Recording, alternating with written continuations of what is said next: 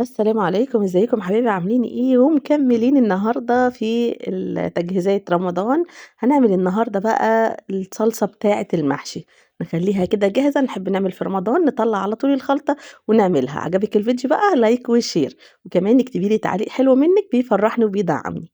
تعالي بقى هنعمل كده أول حاجة معايا 3 كيلو من البصل ضربتهم كويس في الكبة، وبعد كده جايبة معايا 5 كيلو من الطماطم. وعليهم بنجراية كبيرة تمام، بتفرق حلو جدًا وبتدّي الفايدة وبناخد كمان لون حلو أوي منها. بابدأ أحط كده الطماطم بتاعتي في الخلاط وبابدأ إن أنا أحط عليها شوية مَيّة وأبدأ إن أنا أخفق كويس في الطماطم بتاعتي. هاجيب بقى هنا كده طبق معايا علشان أحط فيه الصلصة بتاعتي بعد ما تتضرب في الخلاط، وممكن الخطوة دي باكون عملت يعني أنا في الطبيعي باحط الحلة على النار وأحط الزيت والبصل وأقوم خافقة الطماطم في الخلاط وأنزل على طول على البصل وأنا باعمل الخلطة، بس طبعًا عشان التصوير فباورّيكم الحاجة تبقى جاهزة كلّها. معايا أهي حلة على النار بقى وحطيت فيها شوية حلوين كده من الزيت لإن إحنا بنعمل كمية، وكمان معلقتين كبار من السمنة البلدي كده حلوة علشان تدّي طعم ونكهة. ما عندكيش مش مهم اعمليه بالزيت بس، عايزة تعمليه بسمن براحتك خالص.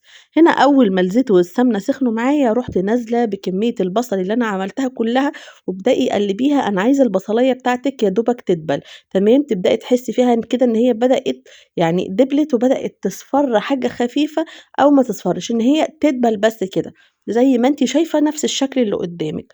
هابدأ بعد كده بقى أقوم نازلة بالصلصة.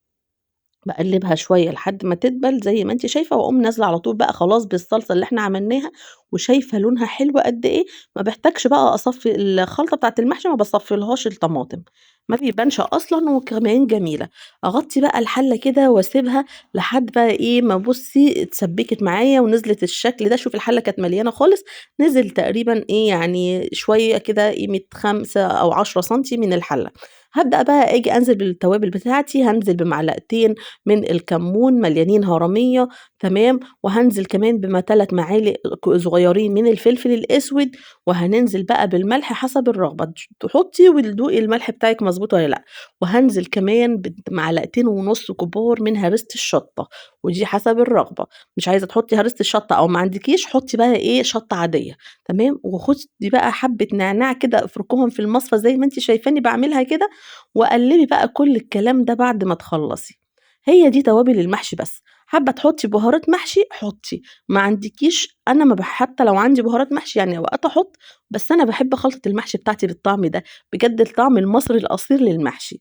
شايفين بعد ما سِبتها بقى هديت وبردت، خلاص بقى أبدأ أجيب الأكياس بتاعتي وأبدأ أعبّيها في الأكياس وأحطها في الفريزر. أنا هنا عملت اللي هي الدورق ده اللي هو النُص كيلو، حطيت في كل كيس كده نُص كيلو علشان أنا عارفة باعمل كمية قد إيه، حبيت هاطلّع كيسين، حبيت أطلّع كيس وآخد من كيس تاني نُص براحتي، لكن ما أعملش بزيادة وأسيبه برّه، تمام، بعد ما خلّصت بقى كمية الأكياس بتاعتي هنا، عملت معايا كده ما شاء الله 6 أكياس حلوين جُمال. أتمنى الفيديو النهارده عجبكم، لايك وشير، واللي مش عندي يشترك ويفعل الجرس عشان كل جديد عندي يوصل لكم، وكمان هاستنى منِّك تعليق جميل، واستنى منِّك كمان اللايك الجميل بتاعِك. أسيبكم في رعاية الله وأقول لكم سلام.